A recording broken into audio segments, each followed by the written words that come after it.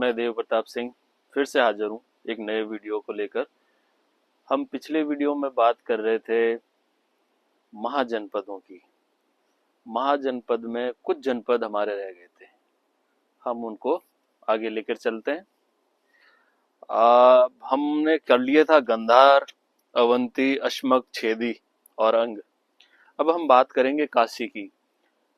इन सब का उल्लेख लगभग 6ठी शताब्दी के आसपास का मिलता है जैन ग्रंथों और बुद्ध ग्रंथों के अंदर। बुद्ध ग्रंथ के अंदर अंगुत्तर निकाय और जैन के अंदर भगवती सूत्र। मूलतः इन्हीं के अंदर हमें इन सारे जनपदों का उल्लेख मिलता है कि वो कैसे रहते थे, क्या उनका शासन व्यवस्था रही होगी और कौन कौन अमुक राजा हुए, इत्यादि इत्यादि, और उनकी सीमाएं। तो हम बात करेंगे आज काशी की, जो जिसकी स्थापना लगभग 1000 BCE से लेकर 6000 BCE के आसपास की बताई जाती है। ये सबसे शक्तिशाली जनपद था, महाजनपद। ये क्रमशः शक्ति के लिए कौशल, अंग और मगध से युद्धरत रहता था। वृद्ध रथ इनके बड़े सम्राट हुए जिन्होंने कौशल जीता। फिर कंबोज की शायद हमने बात कर ली थी, पर चलो फिर से कर लेते हैं एक बार। मुझे ऐसे प्रतीत हो रहा कि हमने पिछले एपिसोड में शायद कवर नहीं किया होगा।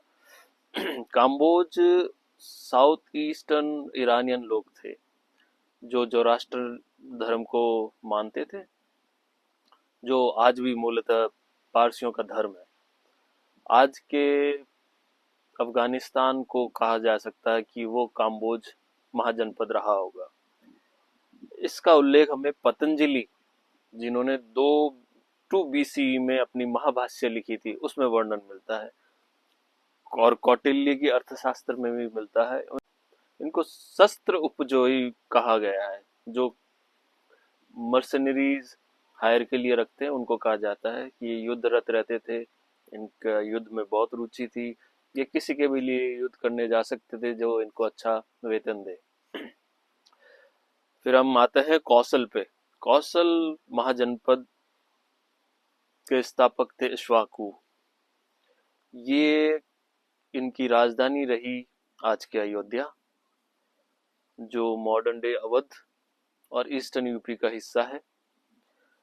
भगवान महावीर जैन धर्मों के एक महान महापुरुष हुए और एक महान तीर्थंकर हुए। उनके समय एक शासक हुए प्रसन्नजीत, उसके समय का उल्लेख मिलता है। फिर हुए कुरु जनपद। कुरु पैदा हुए 25वीं पीढ़ी में पुरु वंश की। जो पुरु थे उनकी 25वीं पीढ़ी में कुरु पैदा हुए, जिनके नाम से ये वंश कालांतर में जाना गया, कुरु। फिर जो कुरु पैदा हुए उनकी 15वीं पीढ़ी में कौरव और पांडव पैदा हुए।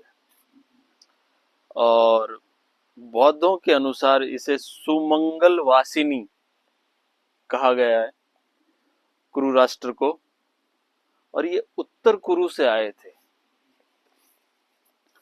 वायु पुराण के अनुसार कुरु सम्रान के पुत्र कुरु ने कुरु राष्ट्र की स्थापना की, जो आज का थानेश्वर है, हरियाणा। मेरठ का हिस्सा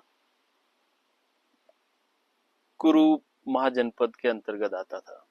बुद्ध काल में ये उल्लेख मिलता है कि कौरव्य नाम से यहाँ के शासक तो नहीं कहेंगे, एक प्रकार का गणतंत्र भी, लूजली गणतंत्र था।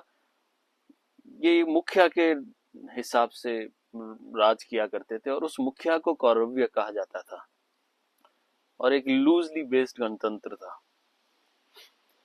हम आते हैं सबसे शक्तिशाली महाजनपदों में। एक जनपद जो उभर के निकला अंत में, और जिसने भारत को प्रथम साम्राज्य दिया और साम्राज्य की अवधारणा दी, उसे कहते हैं मगध। मगध आज का पटना, गया, कुछ हिस्सा बंगाल का, eastern part of Bihar, west में सोन नदी तक फैला हुआ था। इसकी राजधानी राजगीर रही प्रमुख पहले, फिर बाद में जाके ये पाटलिपुत्र में तब्दील हुई। यहाँ मगध एक प्रमुख जैन प्रैक्टिसेस का सेंटर रहा है। फिर एक आता है महाजनपद मल्ल, ये गणतंत्र था। कुशीनगर, आज का जो कुशीनगर है उसके आसपास रहा होगा। फिर आता है मत्स्य, ये जयपुर के आसपास के इलाकों जैसे अलवर हुआ, भरतपुर हुआ, उनको मिलाकर था।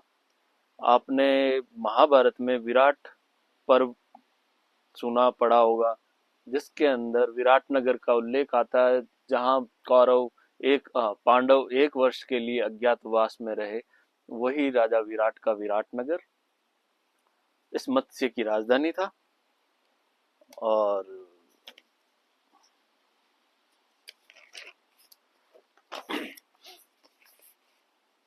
पांचाल, आज का जो बदायूं व फर्रुखाबाद यूपी में है, उस इलाके को कमोबेश पांचाल कहा जाता था।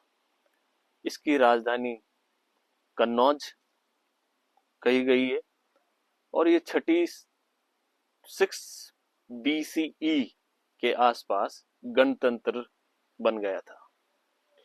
फिर आता है सुरसैन। सुरसैन आज का ब्रज का पूरा ही हिस्सा, और इसकी सीमा विस्तार आज के ग्वालियर तक थी। मथुरा इसकी राजधानी थी। पाणिनि की अष्टाध्यायी व कौटिल्य के अर्थशास्त्र में भी इसका उल्लेख आता है। इसको एक संघ या गणतंत्र कहा गया है। वासुदेव श्री कृष्ण को संघ मुखिया भी कहा गया है। अगर आप महाभारत पढ़ें और विस्तार से इसमें जाएं कि कैसे भगवान कृष्ण या यदुवंशियों का राज था, तो वहाँ राजाओं का राज नहीं था, वो अपना एक लीडर चूज किया करते थे। यही कमोबेश द्वारिका में भी देखा गया है। फिर एक गणतंत्र है साहब विज्जी। विज्जी सबसे पुराना महाजनपद है सभी जनपदों में। ये लिच्छवियों के पास की सीमा में उपस्थित था।